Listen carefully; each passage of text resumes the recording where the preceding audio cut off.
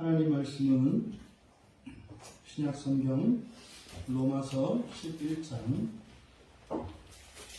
35절에서 36절 말씀입니다. 우리 같이 한 목소리로 함께 읽겠습니다. 누가 주께 먼저 드려서 갚으심을 받겠느냐? 이는 만물이 주에게서 나오고 주로 말미암고 주에게로 돌아가느라. 그에게 영광이 세세에 있을지어다. 아멘. 누가 주께 먼저 드릴 수 있나? 설교의 제목을 이렇게 정했습니다만 사실은 이 말씀은 하나님의 말씀입니다. 하나님의 말씀을 바울 사도께서 인용하고 있는 거죠. 우리가 앞에서 33절, 34절에서 살펴보았던 것처럼 정말 바울 사도의 이 11장의 마지막 이 송영 부분을 통해서 이 바울 사도의 마음속에 있었던 이 개운함, 그리고 이렇게 주체할 수 없을 정도로 이렇게 감격과 감동으로 충만한 그 마음, 그것이 우리 모두에게 깨달아지기를 바랍니다. 주님, 바울 사도께서 마지막으로 던지는 세 번째 질문, 의문문으로 되어 있는데요. 바로 앞에서 누가 주의 마음을 알았느냐? 또 두 번째로 누가 그의 모사가 되었느냐? 우리의 성경에 따르면 이것은 사역을 하면 누가 하나님의 영성을 알았느냐? 누가 하나님의 뜻에 합치된 자가 되었느냐? 없다는 것이고 오직 예수 그리스도 한 분이시다는 거라고 했죠. 그리고 이제 세 번째 질문이 누가 주께 먼저 드려서 갚으심을 받겠느냐? 이렇게 되는 겁니다. 근데 지금 35절의 이 말씀은 욥기 41장 11절의 인용이에요. 왜 바울 사도가 이렇게 놀라운 구원의 신비에 대해서 말씀을 하면서 욥기의 결론을 가져다가 이렇게 마무리를 하고 있을까? 그것은 아마 고난 가운데 있었던 욥이 그렇게 극심한 고난 속에서 지금껏 그때껏 경험하지 못했던 그러한 고난의 삶을 경험하면서 그가 알고 있었던 하나님에 대한 지식의 한계를 뛰어넘게 됩니다. 그러니까 정말 하나님으로부터 의로운 자로 인정을 받았던 욥, 악에서 완전히 떠난 자, 그리고 순전한 자, 그리고 하나님을 경외하는 자, 이러한 인정을 받은 사람이 없어요. 그랬던 욥이 그런 극심한 고난의 환경을 맞이하면서 하나님에 대한 그 믿음이 흔들리고 하나님에 대한 사랑이 무너져 내리는 경험을 했습니다. 욥은 자신의 마음속에 하나님을 원망하고 의심하고 이제는 도대체 내가 하나님을 모르겠습니다. 내가 하나님을 안다고 하였는데 과연 내가 알았던 것이 사실인가 싶습니다. 라고 할 정도의 원망을 하는 욥. 하지만 이제 욥기의 이제 마지막에 가면 그것이 어리석은 것임을 깨닫고 마침내 회개하고 두 배의 복을 받는 이야기로 결말을 맺습니다. 그런 욥에게 하나님께서 말씀하셨던 그 말씀을 가져다가 여기서 이렇게 인용을 하는 것, 이것은 아마 바울 사도가 특히 이 로마서에서 바울이 보여주었던 하나님에 대한 원망, 그리고 이해할 수 없는 것, 그것이 뭐냐면 동족의 구원에 관한 것이었습니다. 유대인의 구원에 관한 이것을 이해할 수가 없었고 섭섭하다고 할 수는 없는데 섭섭하지 않을 수 없는, 원망할 수 없는데 원망하지 않을 수 없는, 의심할 수 없는데 의심하지 않을 수 없는, 그래서 이렇게 모순적인 자신의 자아의 정체성, 그 신앙으로 인해서 아주 괴로움을 겪었습니다. 오죽하면 자기가 동족을 대신해서 그냥 지옥에 떨어지겠다고 이야기를 했겠습니까? 그랬던 바울이 이제 이 로마 교회의 교인들에게 편지를 쓰는 과정에서 성령께서 감동하여 주시고 글을 써내려가는 중에 하나님께서 바울에게 끊임없는 계시를 주셔서 오랫동안 풀지 못했던 그 답들이 풀리는 거예요. 그래서 그걸 깨닫고 나니까 이게 구약에 등장한 욥의 심정이었겠구나. 그래서 욥기 41장 11절 말씀을 인용하고 있다. 그러니까 지금 이 35절의 말씀은 짧게 한 구절을 인용했습니다만 사실은 이것은 욥기 전체의 내용, 욥기 전체의 결론을 가져다 쓴 거거든요. 그래서 신묘막측한 하나님의 그 구원의 경륜에 대한 바울 사도의 그 깨달음의 결정판이라고 할 수 있겠어요. 이 35절과 36절이. 그래서 누가 먼저 드렸느냐? 먼저 드렸다. 이게 이제 먼저 드렸느냐? 누가 갚으심을 받겠느냐? 근데 이것은 주다라고 하는 디도미를 가지고 만든 파생어입니다. 그래서 먼저 드렸느냐? 프로라는 말을 붙였어요. 프로라는 말을 붙여서 프로 에도켄.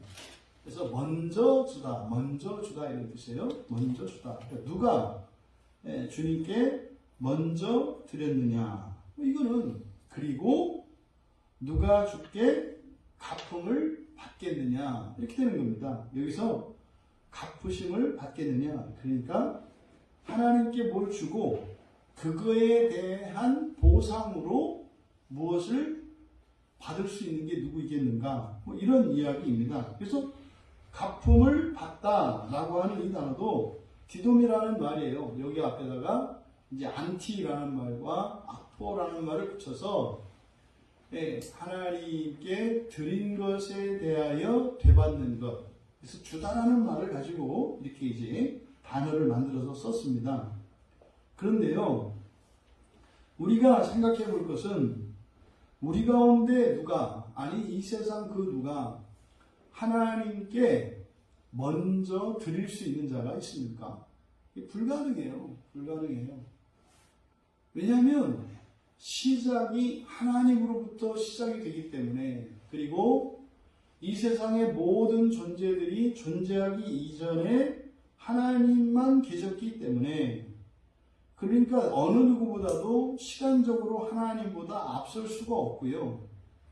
또 그 무엇도 하나님보다 먼저 취하는 자가 있을 수가 없어요. 드릴 수가 없죠. 먼저 드릴 수가 없는 거죠. 그렇다면 우리가 갚을 수는 있을까요? 또 하나님이 우리에게 뭘 주시면 그거에 대해서 우리가 갚을 수 있을까요? 그것도 불가능합니다. 그것도 불가능해요. 하나님께는 충남이 없기 때문에 갚을 수가 없고요. 하나님이 가지신 것은 완전한 것이기 때문에 불완전한 이 세상의 무엇으로도 갚을 수가 없어요. 그래서 성경 전체의 그 가르침을 보면 항상 하나님만 먼저 주세요. 항상 하나님이 먼저 주세요. 그리고요, 갚아주는 것도 하나님이 갚아주세요. 그러니까 주는 거나 갚는 거나 하나님이 혼자 다 하신다 이 말이에요. 마치 그런 거죠. 우리가 이렇게 있는데 하나님이 우리에게 뭘 주세요. 그리고 막 뛰어서 저 반대편으로 가가지고 거기서 또 그거에 대해서 대갚아 주시는 거예요. 야, 이거로 갚아라. 그래서 이제 또 받은 거 이렇게 갚으려고 뒤돌아서면 또 하나님 이쪽에 와서 또 그걸 받으시고 또 그걸 또 주시는 거죠. 그러니까 우리는 그냥 이렇게 앞뒤로 돌면서 받고 주고 하는 것 같은데 결국은 하나님이 주시고 하나님이 갚아주시고 이러는 거예요. 근데 유일하게 우리가 하나님께 갚을 수 있는 게 있어요. 감사죠, 감사. 데살로니가전서 3장 9절에 보면은 성도들이 하나님께 갚을 수 있는 게 감사라고 해요. 그래서 갚을 수 있다는 게 하나님께서 주신 것에 대하여 거기에 상당한 만큼 되갚는다는 의미가 아니라 하나님이 주신 은혜에 대해서 우리들이 할 수 있는 반응을 얘기하는 거예요. 반응. 그래서 감사도 사실은 다 할 수가 없어요. 하나님이 우리에게 주신 것에 대한 이거 그냥 이 립 서비스로 한다 하더라도 그거를 할 수가 없어요.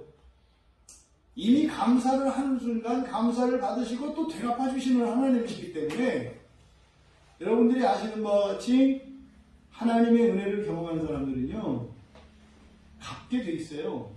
갚게 되는 게 아니라 갚으려고 해요. 근데요 갚으려고 하면 할수록 더 은혜의 빚이 커지는 것을 경험하게 됩니다. 그러니까 갚아보지 않은 사람들은 그걸 모르죠. 이게 갚음의 신비예요. 갚음의 신비. 내 것을 덜어서 하나님께 갚으면 그럼 뭐 덜어냈으니까 줄어들어야 되는 거 아닙니까? 그래서 하나님께 드리고 와보면 이미 차 있어요. 그래서 어이쿠 하고 다시 돌아서 가지고 가고 돌아오는데 또 차 있어요. 여러분들이 이 말씀을 이렇게 진심으로 믿음으로 받아들여 주시기를 바랍니다. 하라는 거 아니고요. 깨닫기를 바란다 이거예요. 이게 신비예요. 이게 화수분이라는 거 아시죠? 덜어내도 마르지 않는 그것이 사실은 감사하는 삶이에요. 감사하는 삶. 그것에 대한 증거는 너무나 많습니다. 근데 여기서 말씀하고자 하는 초점은 하나님께서 먼저 주신 것, 보통 우리가 은혜라고 해요.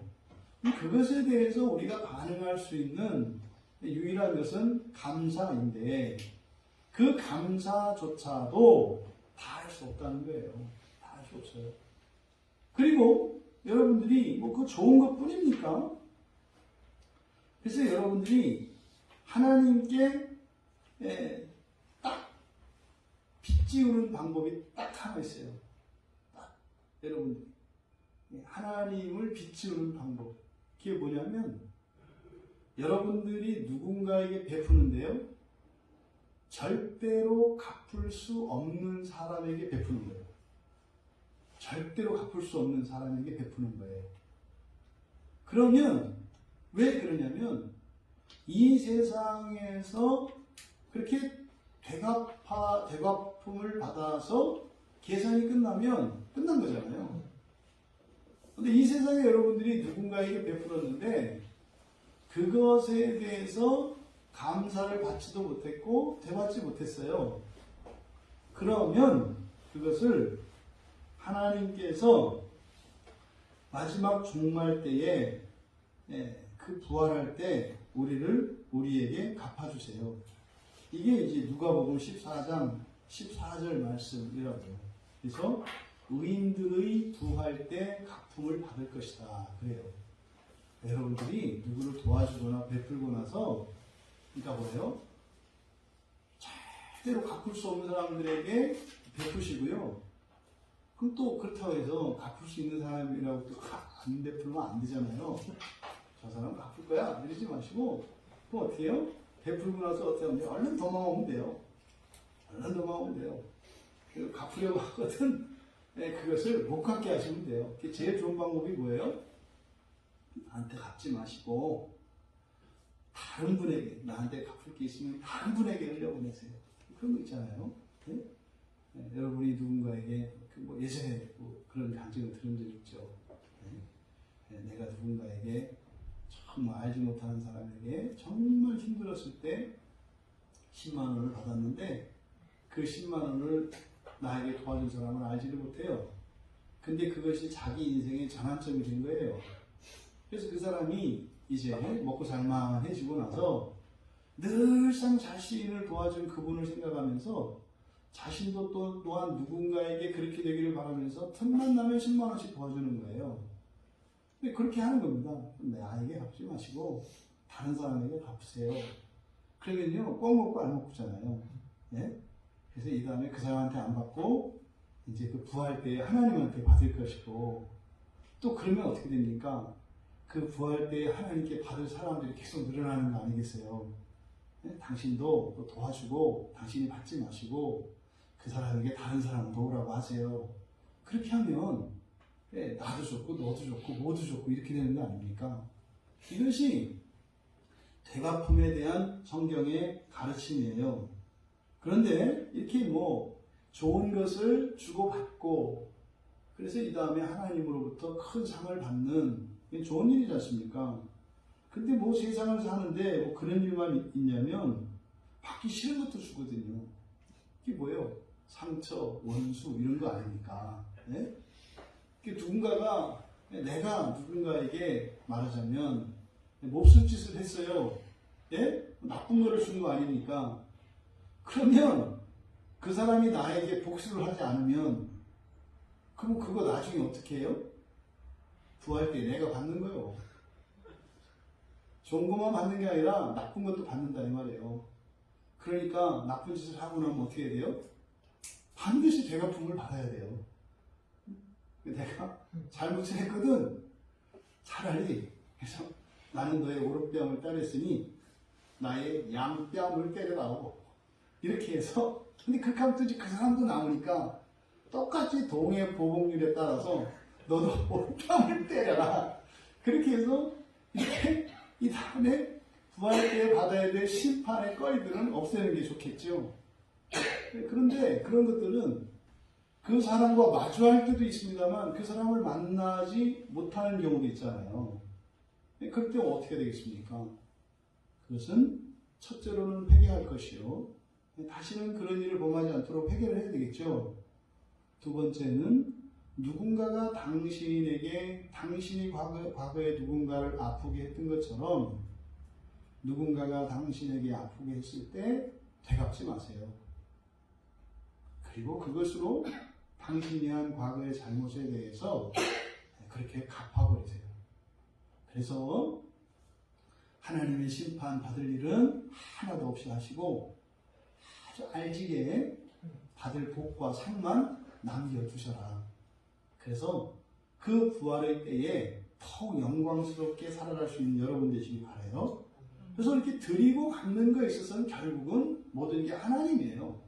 최종적으로 하나님께서 모든 것을 갚아주시고 모든 것을 해결하십니다. 오늘 낮에 이제 모처럼 만에 그 미랄 선교에 가서 이제 잠깐 설교를 하고 왔는데요.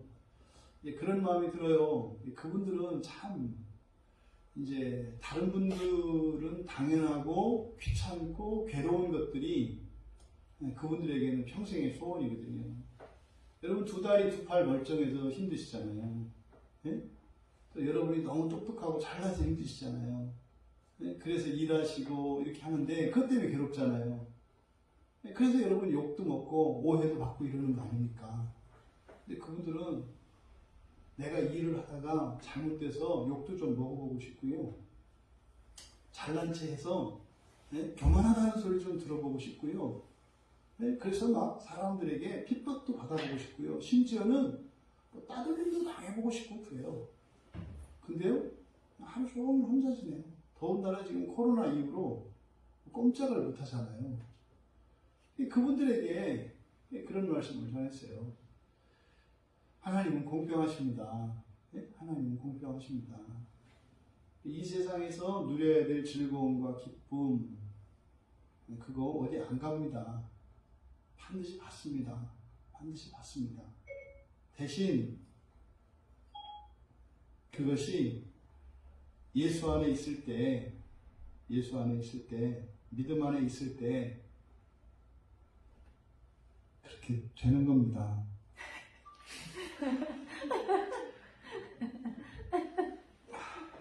기계가 참 제 말을 알아듣고 그냥 멈췄습니다. 알아서 하십시오. 그래서 그 정말 심판대에 가서 그 모든 것이 공평해집니다. 이제 그런 취지의 말씀을 드렸어요. 그래서 몸에 장애가 있는 것을 가지고 불행하다고 생각하지 마시고 혹시라도 하나님에 대해서 원망할 때가 있고 또 가슴이 답답하다면 그러지 마시고 정말 장차 나타날 영광에 비하면 여러분들의 삶이 아무것도 아니라고 했는데 여러분들이 경험하기는 그놈의 영광은 그만두고 이놈의 고난이 끝났으면 좋겠다 생각하시겠지만 정말로 성경에서 여러분 고난이 아무것도 아닌 게 아니라 오늘 당장이라도 목숨을 끊어버리고 싶겠고 정말 이 세상을 짧게 살면 살수록 행복이라고 생각을 하시겠지만 모르시는 하나님이 아니시니까 그게 장차 나타날 영광에 비하면 아무것도 아니라고 하는 하나님의 말씀을 믿는 사람으로서 그 소망을 더욱 굳게 붙잡읍시다 이렇게 말씀을 드렸거든요. 여러분들도 마찬가지입니다. 여러분들이 이 세상을 살면서 이런저런 어려운 일이 있고 답답한 일이 있어도요, 여러분이 아무리 큰 환난을 받아도 먼저 주님이 받으셨고요. 먼저 받으셨어요. 먼저. 그리고 여러분들이 누군가에게 친절을 베풀고 하나님께 뭔가를 좀 하는 것 같아도 그 이전에 먼저 하나님이 여러분에게 하셨다는 사실을 잊으시면 안 돼요. 그 안에서 여러분들이 이게 중심을 잡으셔야 합니다. 그러면 이 원수를 갚는 것, 또 은혜를 갚는 것, 이것이 이제 어떻게 우리들이 살아야 할 것인가 주제에 벗어나서 좀 함께 나눠봤고, 지금 이 말씀이 욥기 41장 11절의 인용이라고 했지 않습니까? 그러면 이 말씀의 배경을 좀 우리가 생각해 봐야 되는데, 욥기 이제 38장에서부터가 이제 결론 부분이에요. 그 앞에까지는 욥의 친구들과 욥의 이런 이제 논쟁으로 이어집니다. 그런데 욥이 받아들이지 않아요. 그러니까 회개하지 않아요. 친구들이 욥의 잘못에 대해서도 지적을 하거든요. 물론 욥의 친구들도 잘못했어요. 하지만 욥을 놓고 볼 때 사실은 욥이 누렸던 그 모든 것이 하나님의 은혜였죠. 욥이 그렇게 하나님으로부터 인정받을 만큼, 동방에 그만한 사람이 없다고 인정받을 만큼 사실은 그 사람의 본성이나 그 사람의 삶이나 그 사람의 이러한 모든 인격적인 요소들, 이게 하나님으로부터 다 주어진 거지 않습니까? 그런데 끝까지 그를 인정하지 않는다고요. 그거는 또 하나님을 믿지 않아서가 아니라 이해할 수 없기 때문이죠. 왜냐하면 그동안 자기가 알고 있었던 하나님, 그리고 하나님과 욥과의 관계, 이것으로는 도저히 이해할 수 없는 겁니다. 자기 인생에 대해서. 그래서 마지막에 하나님이 직접 나타나세요. 그게 이제 욥기 38장에서부터 욥에게 하나님이 직접 나타나셔서 결론적으로 하시는 말씀이에요. 그러니까 여호와 하나님을 오해하고 있는 욥에게 하나님이 직접 설명을 하세요. 근데 그 내용들을 보면은요, 얼마나 이렇게 구차하게 보이는지 몰라요. 해도 참 할 얘기 안 할 얘기 너무 많이 하세요. 그냥 우주 삼라만상을 다 창조하셨다는 거, 그리고 그냥 창조만 해놓고 떠난 게 아니라 여전히 하루도 쉬지 않고 순간도 쉬지 않고 그 모든 것을 다스리셨다고 뭐 이런 얘기를 하는데, 그 욥의 오해를 풀려고 이제 그런 얘기를 하시는 거예요. 야, 내가 사실이냐 뭐 이랬는데, 저 하늘을 봐라, 저 우주 공간에 있는데 그 별 숫자도 내가 다 알아. 너는 지금 이제 모르겠지만 한 4,500년 지나면은 이제 그 너희들이 또 이제 머리가 좀 커졌다 그래서 세상을 내가 만든 게 아니라 뭐 하늘에 있는 별들이 합쳐지다가 뭐 이렇게 빵 터져서 거기서 뭐가 생겼다고 뭐 이제 빅뱅 이런 거 할 건데, 사실은 그 옛날부터 별 터트리고 폭죽 터트리고 하는 거, 그거 내가 다 주관하는 거고, 한번 별이 뻥 하고 터졌을 때 그게 몇 조각 나는지도 내가 다 알아. 뭐 이런 얘기를 쭉 하세요.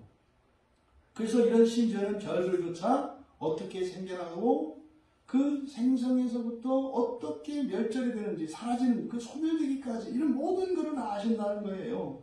그것뿐입니까? 하늘에 떠다니는 구름의 숫자도 아신대요. 그래서 이게 어디로 가서 어디 비를 내릴지 뭐 이런 거를 다 아신다고 그래요. 뭐 그뿐입니까?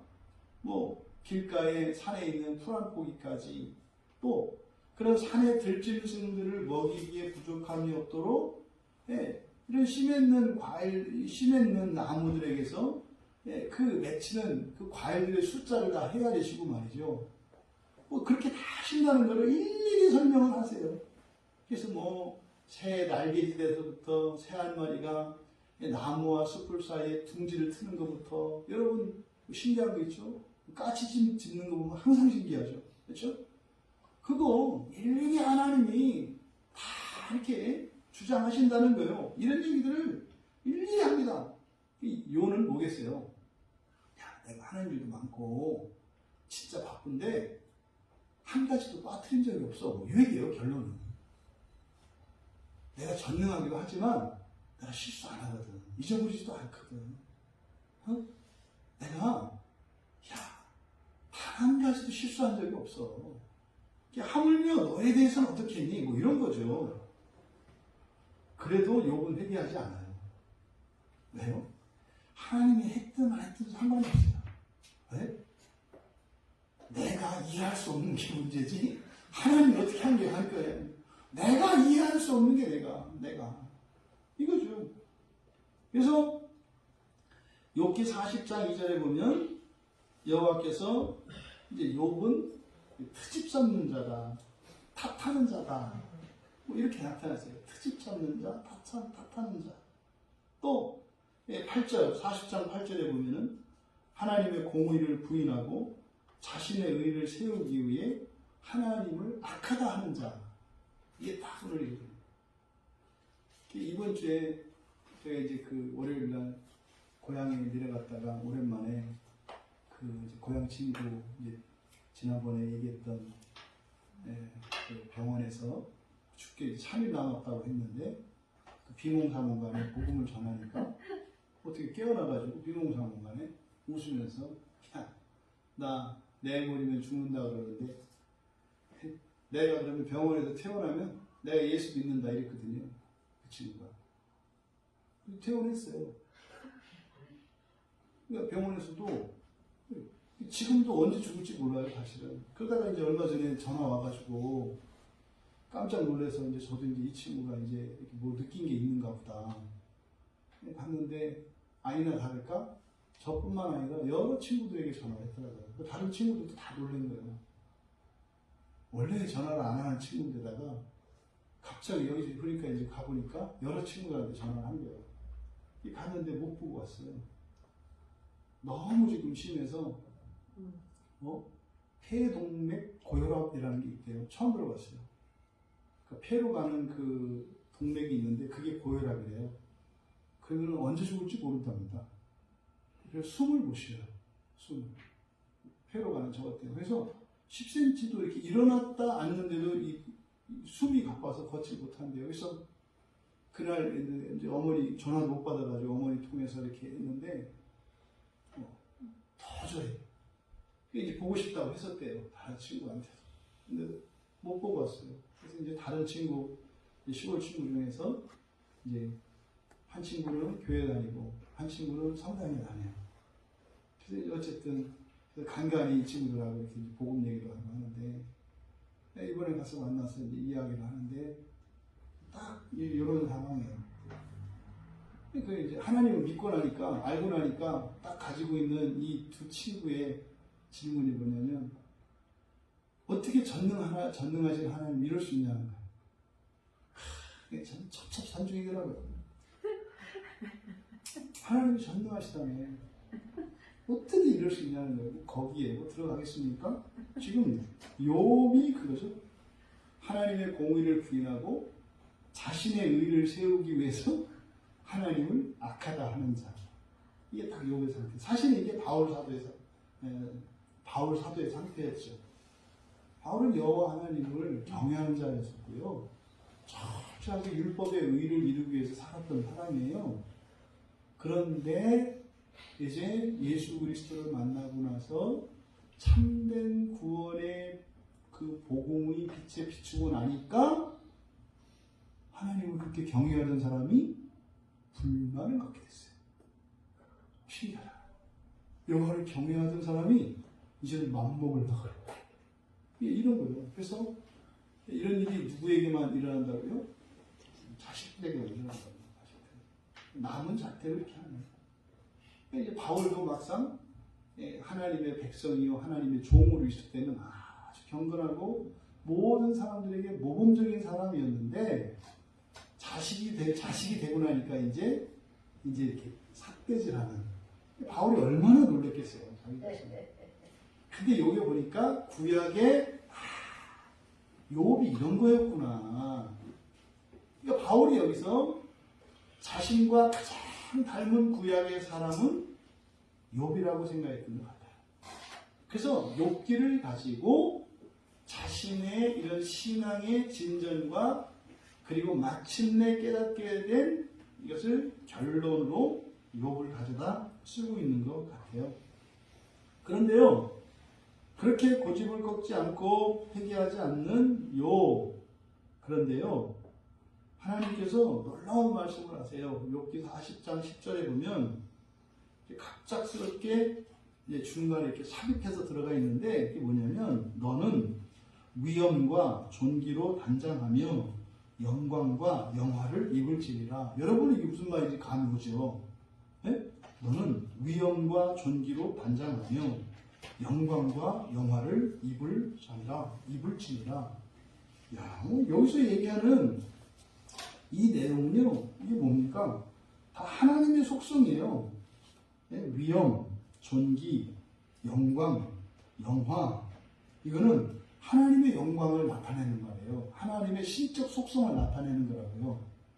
근데 욥에게 하나님께서 이 말씀을 하세요. 근데 이게 사실 욥의 귀에는 들렸겠죠. 근데 사실 못 알아들었던 것 같아요.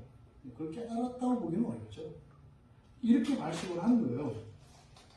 그리고 나서 이 말씀이 이제 어디에 들어가 있느냐면 쭉 하나님의 전능하심을 또 이렇게 하나님의 부지런하심을 쭉 설명하는 중간에 요한이 이렇게 딱 들어가 있거든요. 그리고 나서 이제 40장의 끝에 가면 하나님께서 창조한 피조물 중에서 가장 강력한 피조물, 그게 이제 구약 성경의 베헤못과 리워야단이라고 하는 피조물이에요. 근데 그건 우리가 모릅니다. 이게 오늘날 이렇게 봐서는 공룡이 아닌가 싶어요. 공룡. 성경에 등장하는 이 베헤못과 리워야단에 대해서는 정확히 이게 뭐다라고 할 수는 없는데, 뭐 하마 같고 악어 같고 뭐 날새고 뭐 이래서 이게 잘 뭔지 몰라요. 그러니까 이게 이제 아마 공룡을 표현한 것 같아요. 그래서 성경에 뭐 공룡이 어딨냐 이렇게 하는데 그게 아마 이 베헤못과 리워야단 같아요. 그러면서 그 무시무시한, 말하자면 그 뭐죠? 공룡 중에서 제일 센 게 티라노사우루스인가요? 티라노사우루스를 하나님께서 무슨 그냥 귀여운 뭐 애완동물 다루듯 하신다고 말씀을 해요. 거기다가 내가 목줄을 메고 말이지 데리고 다니고 말이야 뭐 이렇게 뭐 이런 식으로 뭐 이렇게 새를 가지고 놀듯이 노신다고 말씀을 하세요. 그게 뭐냐면 하나님의 전능하심을 얘기하는 거예요. 그 중간에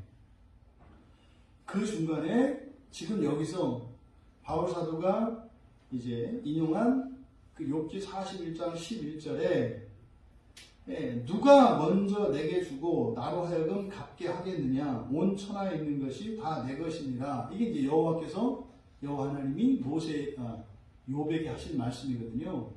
그거를 지금 바울이 여기서 인용을 한 거예요. 그 말을 듣고 나서 그 뒤로 욥이 회개를 해요. 그게 이제 욥기의 마지막인 이제 42장에서 회개를 합니다. 그러면 욥기 42장에 3절에서부터 6절까지가 이제 욥이 마침내 회개하는 내용이거든요. 제가 읽어드리면 이렇게 됩니다. 무지한 말로 이치를 가리는 자가 누구니까? 자기 자신을 가리킨 거예요. 무지한 말로 이치를 가리는 자. 또 나는 깨닫지도 못한 일을 말하였고, 스스로 알 수도 헤아리기 어려운 일을 말하였나이다. 이게 뭐예요? 그냥 막 했다는 거죠. 아무 말이나 막 했어요. 뭔지도 모르고 했고요. 그냥 했어요. 자기가 한 말들과 이런 생각들이 이런 거였다는 거죠. 그리고 5절에서 내가 주께 대하여 귀로 듣기만 하였사오나 이제는 눈으로 주를 배웠나이다. 확실히 알게 되었다는 거예요. 눈으로 봤다 그래서 그럼 욥이 하나님을 봤구나. 그런 의미가 아니라 그리고 봤어도 천사를 본 거죠. 주의 천사를 본 것이고 그리고 눈으로 보아한다 라고 하는 것은 확실히 안다는 거예요. 왜? 사람은 사람의 감각기관 중에서 눈을 가장 확실히 여기거든요. 자기가 눈으로 본 것은 다 진짜라고 믿죠. 그래서 귀신들이 머리 풀고 후하고 이렇게 나타나는 거예요. 한번 보여주기만 하면 이제 진짜로 믿으니까. 그래서 이 눈으로 본다라고 하는 것은 확실히 안다 이런 의미예요. 그리고 이제 마침내 42장, 6기 42장 6절에서 그러므로 내가 스스로 거두어드리고 모든 말들과 행실을 말하는 거죠. 티끌과 재 가운데에서 회개하나이다. 그러니까 지금 바울 사도가 놀라운 이 구원의 신비에 대해서 깨닫고 나서 이거를 말을 해야 되겠는데 전달할 수가 없어요. 그래서 지금 송영으로 하나님께 영광을 돌리는데 근데 말하고 싶잖아요. 여러분들이 평생 경험해 본 적이 없는 하나님의 은혜를 누려요. 그리고 정말 하나님에 관한 신비의 지식을 알게 돼요. 그렇게 담아둘 수가 없어요. 그렇게 되는 게 아니에요. 말하지 않을 수 없고 전하지 않을 수가 없는 거예요. 표시가 안 날 수가 없어요. 왜 안 나는지 우리는 알아요. 그렇죠? 그런 진리가 우리 안에 들어오면 빛으로 채워지기 때문에 빛이 나게 되어 있다고요. 나게 되어 있어요. 근데 그 얘기를 해봐야 누가 알아듣겠습니까? 그런데 바울이 무릎을 탁 친 거죠. 이게 욥이다. 그러니까 욥이 마지막 회개할 때 욥의 마음속에 일어났을 그 일이 바울 사도의 마음속에 그래도 가장 가깝다고 느낀 거죠. 그래서 바로 욥기의 결론 부분을 가지고 자신의 마음속에 자신 안에 일어났었던 이 구원에 대한 그 하나님의 참된 진리가 깨달아지고 믿어짐으로써 욥의 마음을 공감할 수 있는 거죠. 그때 성령께서 맞다 하셨겠죠. 이거야.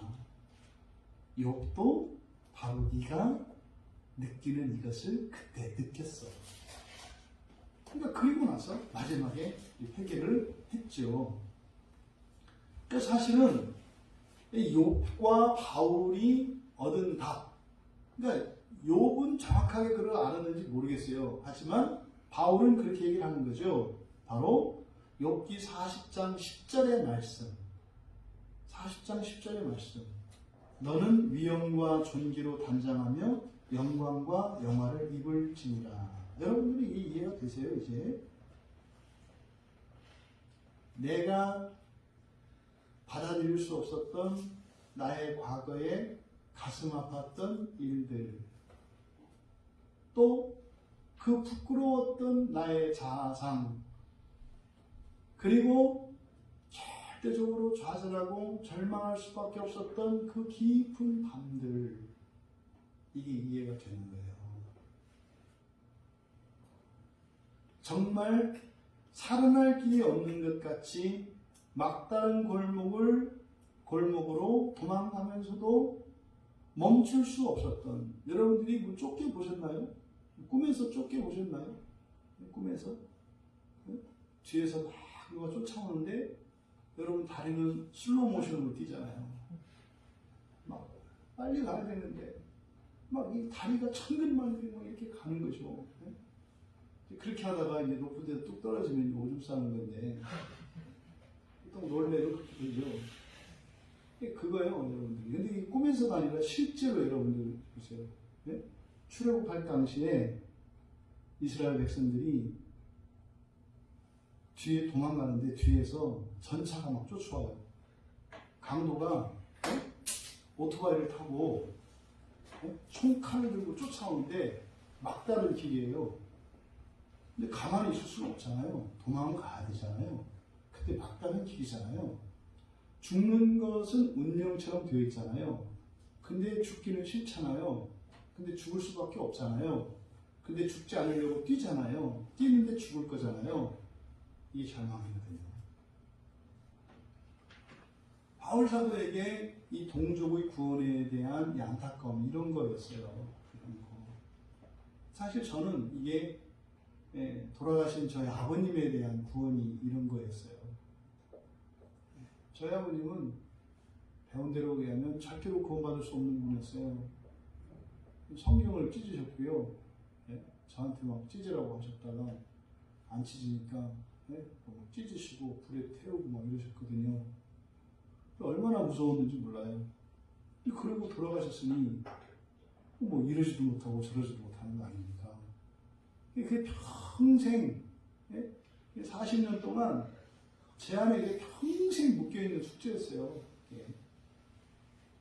근데 이제 답을 얻었죠. 답을 얻었죠. 그런 겁니다.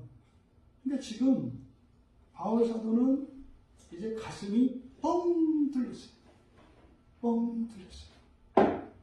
이제는 뒤에서 쫓아오는 강도보다 내가 더 빨라.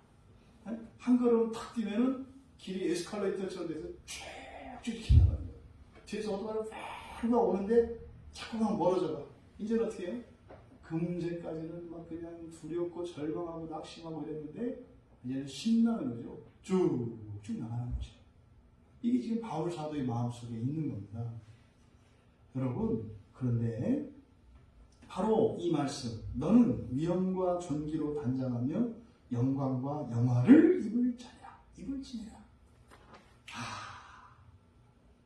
구원이라는 게 이 세상에서 어려움이 해결되고 문제가 해결되고 부귀 영화를 누리게 되는 것을 구원이라는 게 아니라 뭐다? 영화.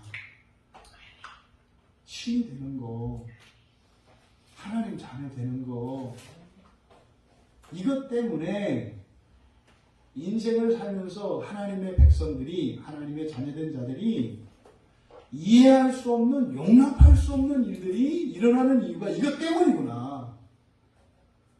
근데 지금 제가 한 말이요, 어떤 사람에게는 그거하고 그게 무슨 상관이냐 이렇게 되고요, 믿음이 있는 사람은요, 이렇게 되는 거예요. 만약에 여러분이 지금 저의 설명을 듣고 내 인생에 있었던, 그리고 우리 집에 있었던, 우리나라에 있었던, 그리고 세계의 역사 속에 있었던 인간의 그런 천공로할 만행들과 또 특히 예수의 이름으로, 기독교의 이름으로 저질러졌던 이런 만행들, 이런 것들이 일어나는 몰상식과 이것이 일어나는 이유가 바로 뭐 때문이다? 우리를 신적 존재로 하나님 자녀로 만드시고자 하는 것이 하나님의 구원의 계획이기 때문에 이러한 인간의 이성으로 보면은 부조리하고 모순되고 악한 것 같은 일들이 신앙의 세계 안에서 일어난다고 말하는 거예요. 그러니까 그것은 하나님이 능력이 없어서도 아니고 또 하나님이 없기 때문에 그런 것이 아니라 이런 인간의 악이 막 드러나야 되는 거지요. 그러니까 우리 안에 있는 악들이 막 드러나야 되는 거예요. 공동체 안에 그런 악들이 막 드러나야 되는 거예요. 근데 세상은 그런 것이 드러나면 어떻게 합니까? 안 된다고 하죠. 하지 말라고 하죠. 모든 종교와 모든 도덕과 모든 법은 그를 감추라고 하고 억누르라고 합니다. 그런데 성경은 드러내라고 한다고요. 그게 드러나면 어떻게 돼요? 사람이 해를 입어요. 심지어는 죽임을 당해요. 여기서 바로 뭐가 나와요? 하나님이 모든 것을 갚으신다고 하는, 그래서 마침내 이 모든 것이 하나님의 공의에 부합하도록 공평하도록 다 된다는 거죠. 그게 최후에 하나님이 갚으시는 것이고 또 지금의 삶 속에서 하나님께서 먼저 행하시는 일이 있다 이 말이에요. 여러분이 하나님의 자녀가 되기 위해서 살아가고 있고 그것을 위해서 심지어는 이런 악조차도 하나님께서 허용하신다는 거예요. 그러니까 이것은 그냥 합리화시키고 체념하고 하는 것이 아니라 이렇게 인간 안에 있는 내재된 악들과 모순들이 드러날 때 우리가 알 수 있는 것은 뭡니까?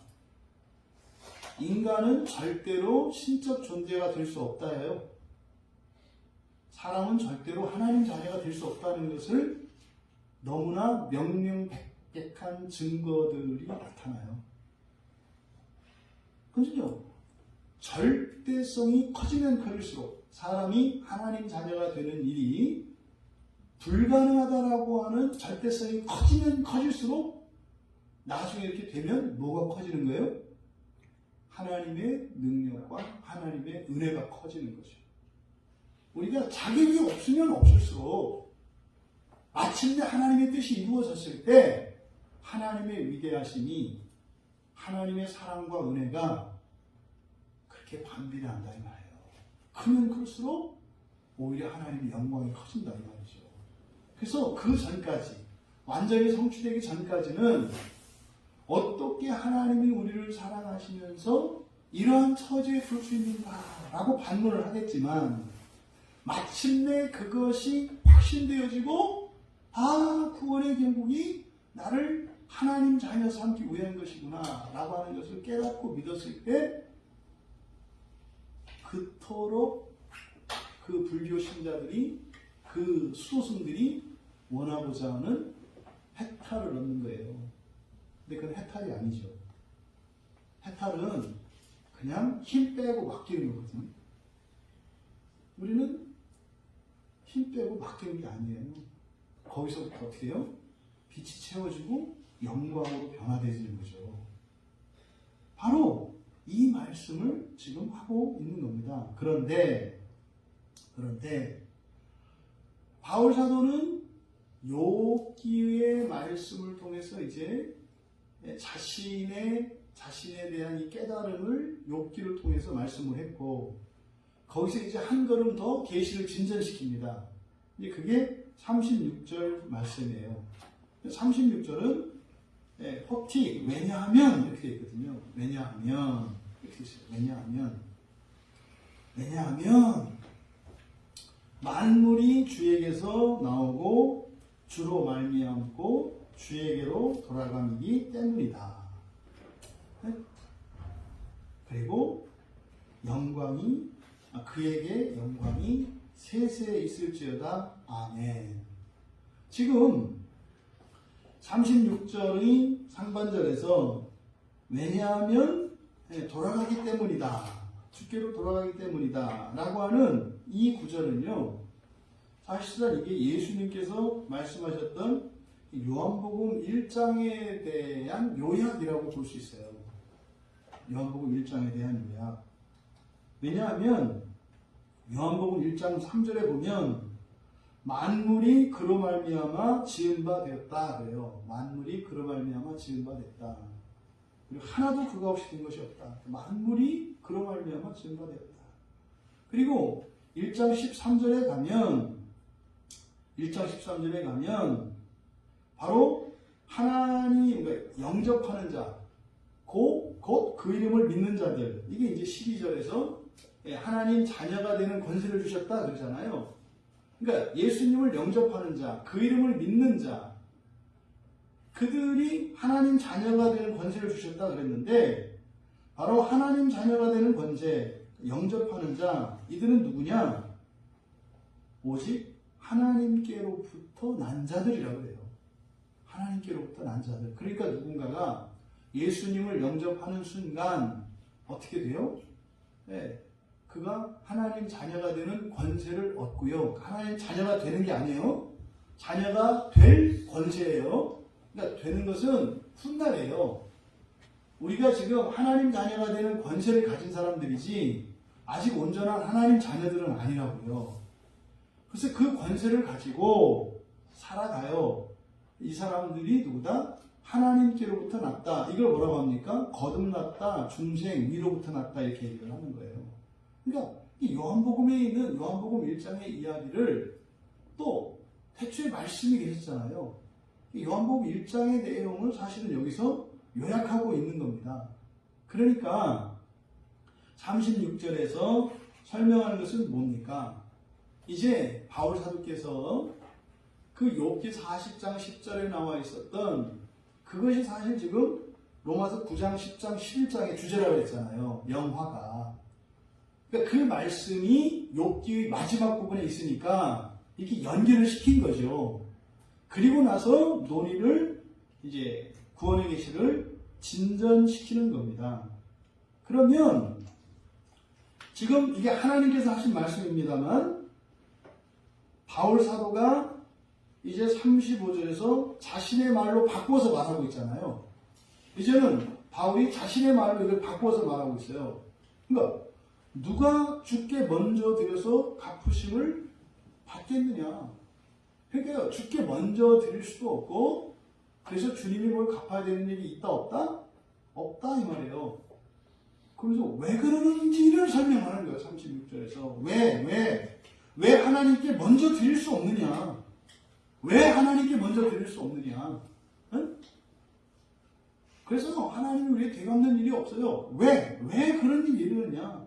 첫 번째 이유가 바로 예수 그리스도는 모든 존재의 근원이시고 창조의 주권자이시며 또 존재의 목적이시라는 거죠.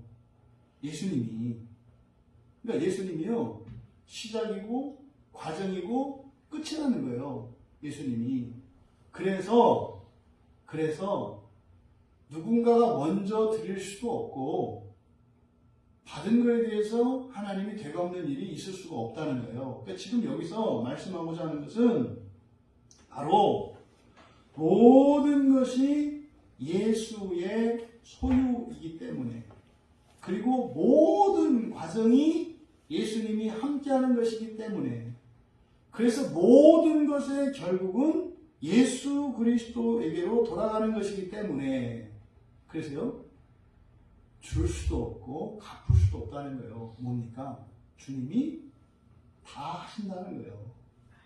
주님이 다 하신다는 거예요. 근데 문제는 우리가 뭐 하는 것처럼 생각하게 돼 있거든요. 시작과 끝은 하나님의 절대 주권 안에 있어요. 그럼 무슨 말이에요? 이 중간에 의해서 끝이 달라질 수 있어요? 없어요? 없어요. 시작과 끝은 이미 정해져 있다고요. 그럼 이 안에 이 중간 과정에 어떤 일이 일어난다고 해서 시작과 끝에 변화가 있냐 없냐 이 말이에요. 없죠. 절대적으로 없죠. 그런데 우리는 시작도 모르고 끝도 몰라요. 뭐만 알아요? 나만 알아요. 또 다 아는 것도 아니에요. 내가 한 거, 내가 생각한 거, 내가 만난 거, 내가 본 거, 나만 알아요. 그걸 갖고 다 안다고 생각을 해요. 그걸 갖고. 예? 사실은 우주에 이 머리카락 하나 같은 거거든요. 사람의 인생이라는 게. 물론 그것도 현미경으로 보고 또 보고 그 안에 또 우주가 있대요. 그래 봤자 머리카락 하나예요. 근데 그거 하나 갖고 우주를 다 설명을 하려고 한다 이 말이에요. 이게 뭐예요? 사실은 그런 신비가 영화에 있다는 거예요. 영화에. 그런데 바로 바울 사도께서 우리가 살면서 자신이 그렇게 고민도 하고 이렇게 용도 써보고 저렇게 해서 뭐 예수 믿는 사람들도 죽여보고 뭐 또 해다 또 나중에 예수 믿게 돼서 또 이제 꼴 같지 않게 옛날에는 또 죽이려고 하던 사람을 형제라고 그러고 또 같이 쫓아다니는 사람들을 또 이제 뭐 너희들은 또 뭐 이렇게 하고 그러니까 인생 완전히 두개졌잖아요. 이게 말도 안 되는 이런 일들이 일어났는데 이런 것들이 다 어디 안에 있었더라? 예수 안에 있는 일이었더라. 모든 것을 허용하시는데 모든 것을 선으로 바꾸시는 하나님. 이거를 지금 이렇게 줄여서 이야기를 하는 거죠. 첫 번째는 바로 그거예요. 그럼 여기에서 근데 만물이 주에게서 나온다. 이게 이제 모든 존재의 근원이 예수라는 말이잖아요.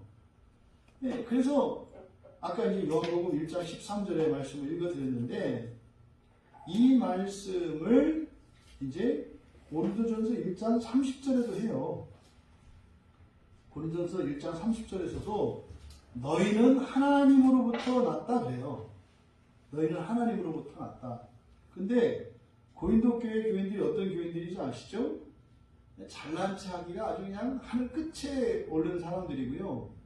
이 세상에서 뭐 하나 부족한 게 없는 사람들이에요. 돈이면 돈, 은사면 은사, 뭐 없는 게 없는 사람들이에요. 이게 이제 고린도 교인들의 특징이거든요. 근데 그들에게 바울 사도께서 하나님으로부터 난 자들이라고 해요. 하나님으로부터 난 자들이다. 그래서 우리가 예수님을 닮아가야 된다. 1장 30절에 보면 그렇게 돼 있어요. 너희는 하나님으로부터 나서 그리스도 예수 안에 있고. 근데 예수는 누구냐? 예수는 하나님으로부터 나와서 똑같죠.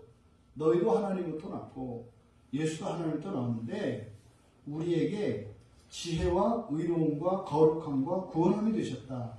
이게 무슨 말인지 아시겠죠? 예수가 우리의 구원의 결국이에요. 하나님으로부터 난도 똑같고 그래서 결국은 어떻게 된다는 거예요? 예수님과 똑같이 된다는 이야기예요. 어디에 있어서? 지혜와 의로움과 거룩함과 구원함이 되셨다. 곧 예수가. 그러니까 여러분이 부활했을 때요. 딱 예수님이라니까요. 그러니까 그때는 여러분 이름이 없어져요. 그때는. 그때 뭐예요? 그때는 시집가고 장가가고 남편, 뭐 아내, 자식, 부모 이게 없어요. 그때는. 그게 언제? 부활한 이후에 그렇게 된다고 그랬죠. 근데 그 앞에 천년기에서는 안 그렇다고 그랬어요. 천년기에서는 서로 알아봐요. 부활에 참여한 사람도 있고 참여하지 않은 사람도 있다고 그랬잖아요.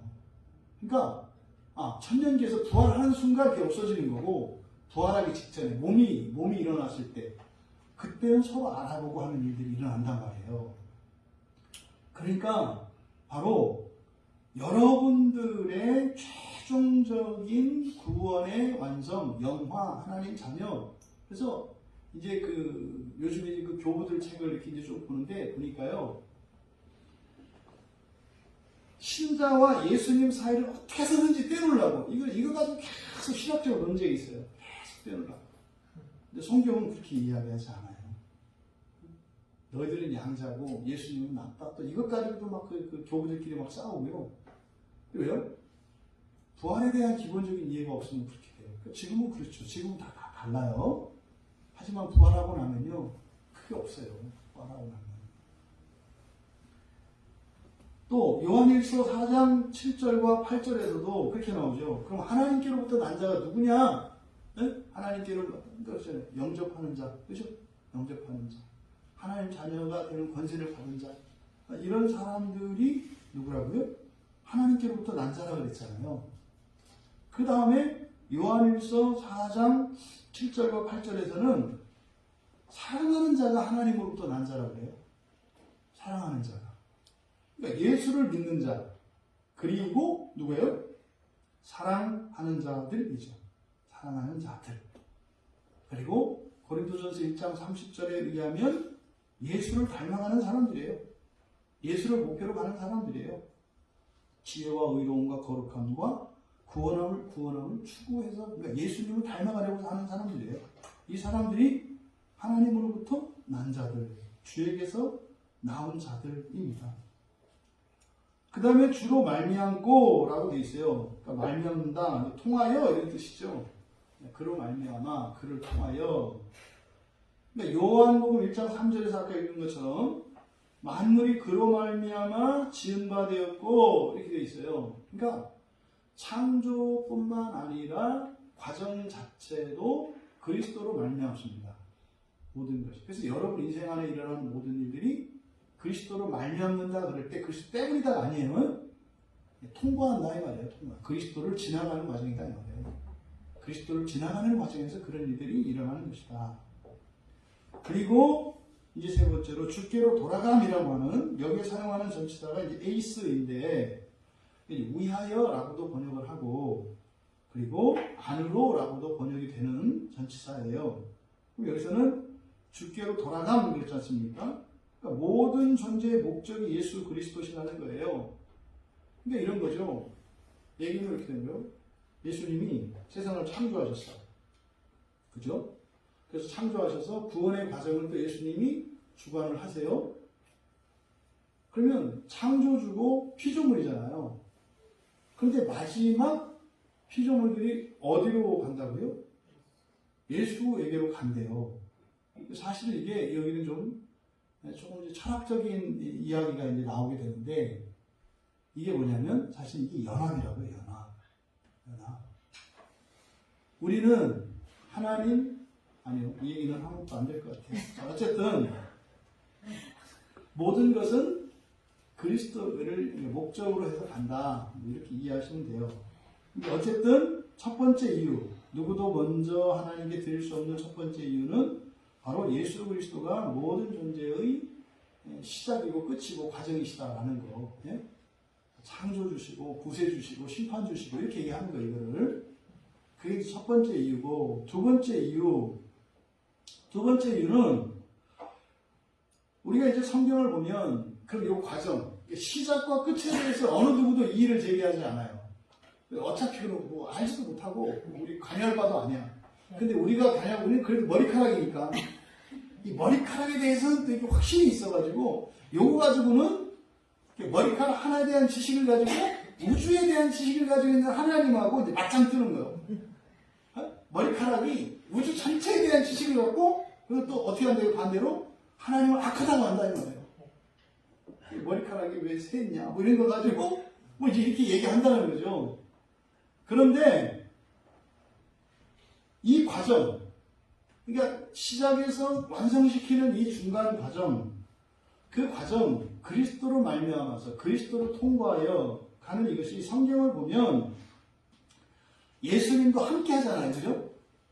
그럼 예수님이 어떤 방식으로 예수님이 구원을 이루셨어요? 고난의 방식이에요. 영광의 방식이 아니라 고난의 방식. 그러니까 시작은 하나님의 영광이에요. 예수 그리스도가. 그죠? 창조주시니까. 완성도 하나님의 영광이에요. 근데 요 사이, 시작과 끝 사이에 있는 이 전체의 과정, 여러분의 인생 전체, 그리고 세계 인류의 역사의 전체, 우주의 생멸의 전체 과정, 이 모든 과정에서 하나님이 구원을 이루시는데, 그리스도가 사람이 되셔서 그걸 이루시잖아요. 근데 그 구원을 이루시는 방식이 어떤 방식이에요? 고난으로 구원을 이루셔요. 누구의 영광을 위해서? 우리의 영광을 위해서. 우리의 영광을 위해서 그리스도는 고난의 방식으로 하세요. 그러니까요, 시작과 끝은 하나님의 영광인데 이 중간은 어떻게 하세요? 당신의 영광을 버리시고 가장 낮은 곳에서 가장 지독한 고난을 다 겪으시고 그 영광을 우리에게 줘. 그러니까 우리가 겪어야 할 가난과 결핍과 질병과 이런 악함과 고통 모든 것을 다 받으시고, 영광이시며 영광이신 하나님이 그 영광을 우리에게 주기 위해서, 이게 마치 그런 거예요. 이에 충치도 잔뜩 있는데, 그 살모사에 물린 사람에게 그 피를 빨아내는 거예요, 이렇게. 그래서 돼요? 그 피를 내가 다 받아들여, 이렇게. 피를 다 쭉쭉쭉 빨아가지고. 근데 그렇게 해서 예수님이 독만 빨아내는 줄 알았더니 내 피를 다 빨아내고 예수님 피를 대신 넣네. 네? 그래서 이렇게 도끼가 빠져나가서 붓기가 이제 풀어지고 이렇게 해서 다리가 낫는가 보다 했더니 웬걸 막 이렇게 뭐 빛나기 시작하네, 다리가. 근데 나는 천사가 되고 예수님은 시커멓게 목에 중독돼가지고 확 쓰러지는 거죠. 이 구원하는 방식이 고난의 방식이에요. 그러니 그 그리스도의 고난을 누가 대신할 수 있겠어요? 어느 누구도 대신 못해요. 근데 우리도 고난이 있다는 거예요. 내 다리에서 독을 빼내려고 계속 빠니까 그게 빨갛게 짱 나가서 아파 죽겠어요. 이걸 고난이라고 하는 거죠. 우리는 그걸 고난이라고 하는 거예요. 근데 그리스도의 고난은 감당할 수 없는 고난이에요. 감당할 수 없는 고난이에요. 그래서 먼저 하나님이 주시고 갚으시는 하나님의 절대 주권으로 우리의 구원을 쥐고 가시는 이유가 그것은 어느 누구도 대신할 수 없는 것이기 때문이다. 이 얘기가 히브리서 2장 10절에 있는 말씀이에요. 히브리서 2장 10절에 보면 그러므로 만물이 그를 위하고 그로 말미암은 이가 많은 아들들을 이끌어 영광에 들어가게 하시고, 이때 많은 아들들이 여러분이잖아요.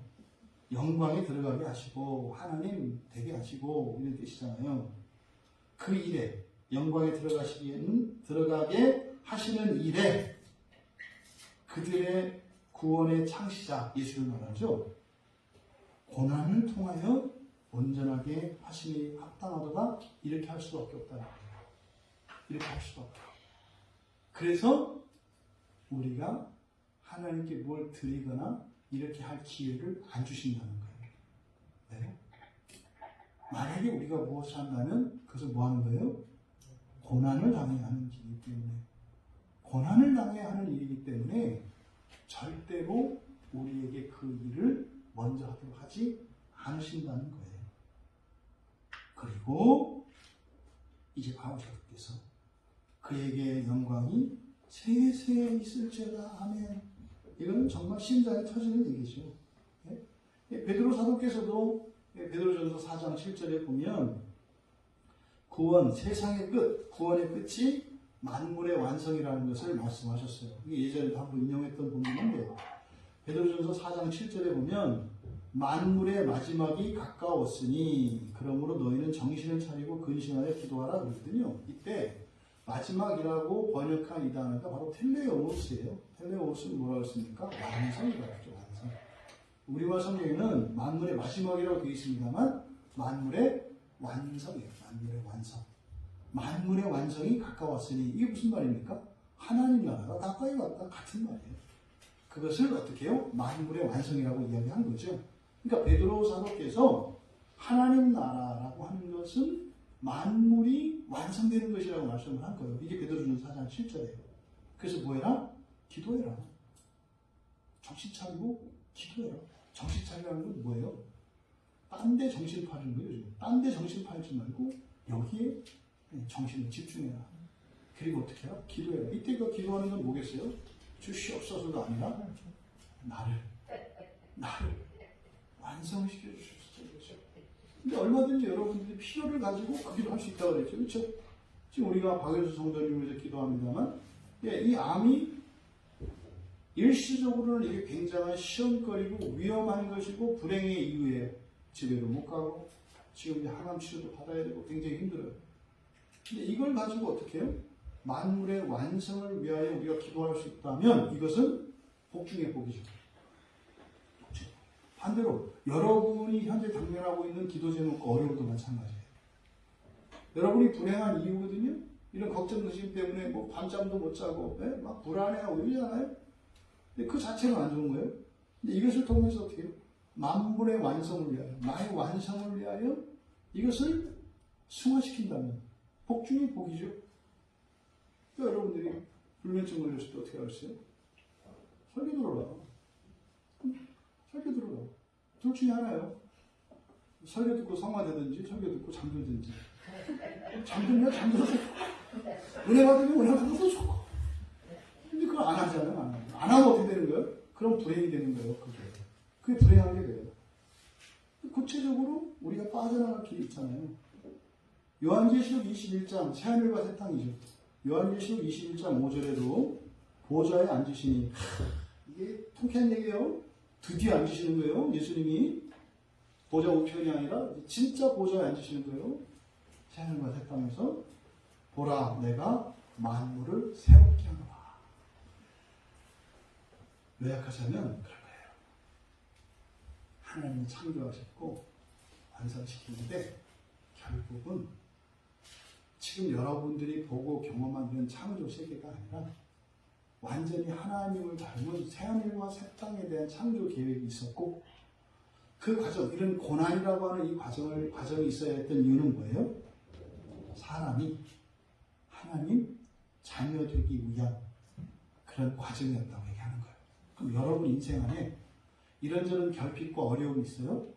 왜 있다고요? 능력 없어서도 아니고, 누구 때문도 아니고, 시대를 잘못 태어난 것도 아니고, 가정을 잘못 태어난 것도 아니고, 환경이 잘못된 것도 아니고, 뭐예요? 하나님 자녀 되기 위해서 그런 일이 있다는 거예요. 여러분 여기서 미끄러지시면 안 돼요. 무조건 붙잡으셔야 돼요. 이건 믿음으로 이거 붙잡으셔야 된다고. 지나간 과거, 지금, 미래, 모든 환난과 미래에 일어난 모든 일들은 복된 거예요. 다 좋으면 좋아서 좋고, 나쁘면 나빠서 좋은 거다 이 말이에요. 어때요? 하나님 자녀가 되는 수단으로 주신 것이기 때문에. 그래서 좋을 때는 좋은 것을 통해서 하나님 자녀가 되고, 안 좋을 때는 안 좋은 것을 통해서 하나님 자녀가 되기 위해서 살아가야 한다라고 말씀한 거예요.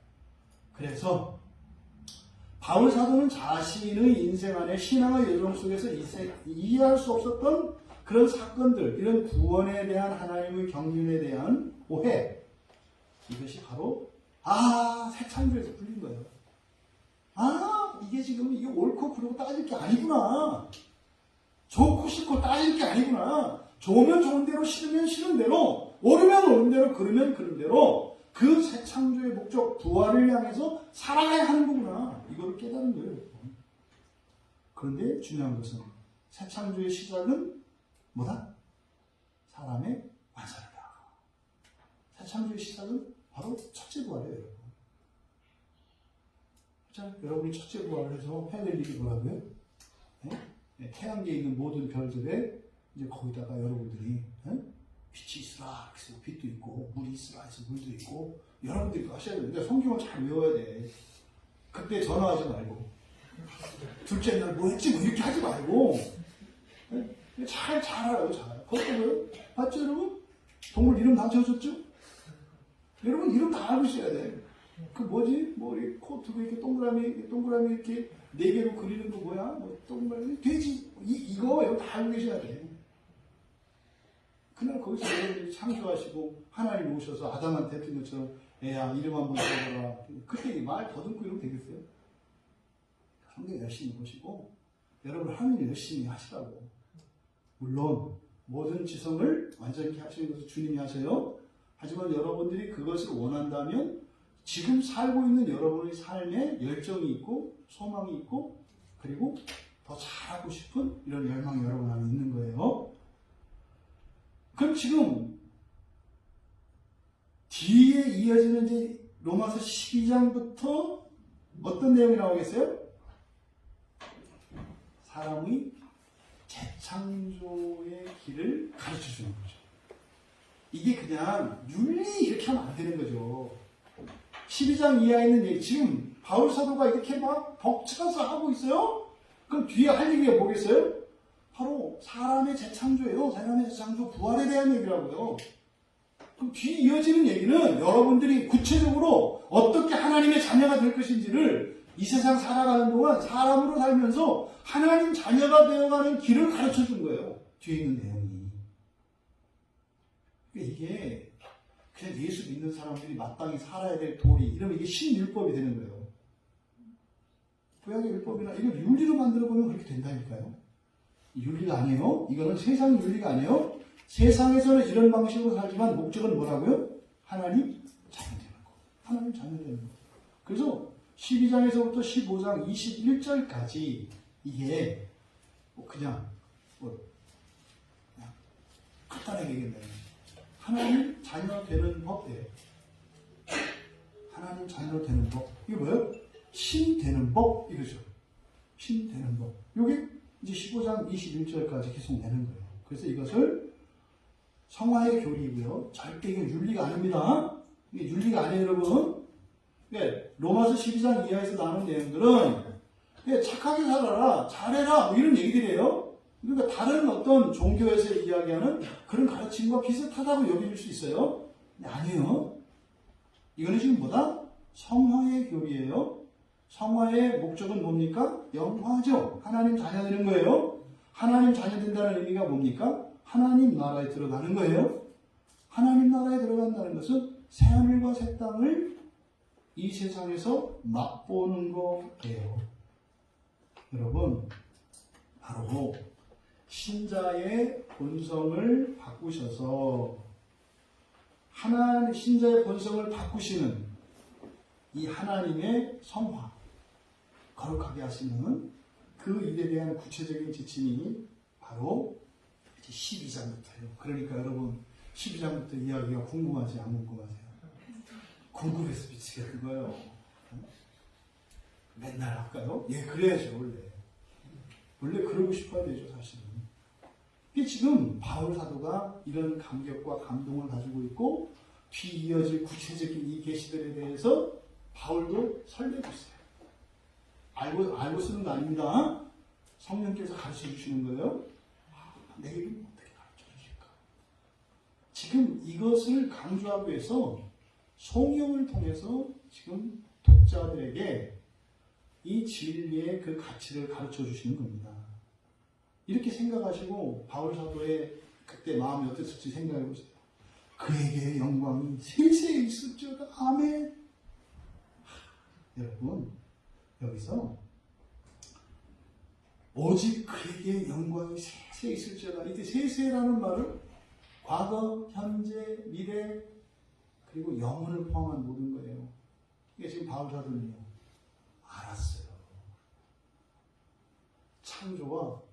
창조의 과정과 완성을 알았어요. 이걸 바울 사도의 머릿속에 담겼고요. 이게 바울 사도의 마음에 담겼어요. 이거를 지금 이렇게 나타낸 겁니다. 이제 로마서 12장부터 다음 주부터 계속되어질 로마서 12장부터 이게 이제 우리가 보니까 이제 하나님 자녀 되는 길이에요. 이제 여러분들 이제 다음 주부터는 어떻게 되죠? 빛이 밝아야 돼요. 여성들 혹시 그런 거 없나요? 뭐 피부 톤 측정 기계 이런 거 없나? 그래서 지금 체온계가 아니라 우리 교회 앞에다가는 그 피부 이게 조도 측정 기능을 놔가지고 서워할 정도로 이렇게 오늘 15 이거를 해야 될까 봐요. 여러분 기대하시는 마음으로 정말 바울 사도에게 주신 이 참된 계시의 말씀이 뭐 때로는 이 세상을 살아갈 때 이러저런 어려움도 있고 제약도 있지 않겠어요? 그런 가운데서도 절대 이 놀라운 구원의 계시의 말씀을 붙들고 어떤 경우에도 그런 기쁨과 감사가 그래서 찬양이 마르지 않는 우리 모두 되시기를 주님의 이름으로 축원합니다. 우리 말씀을 생각하며 잠시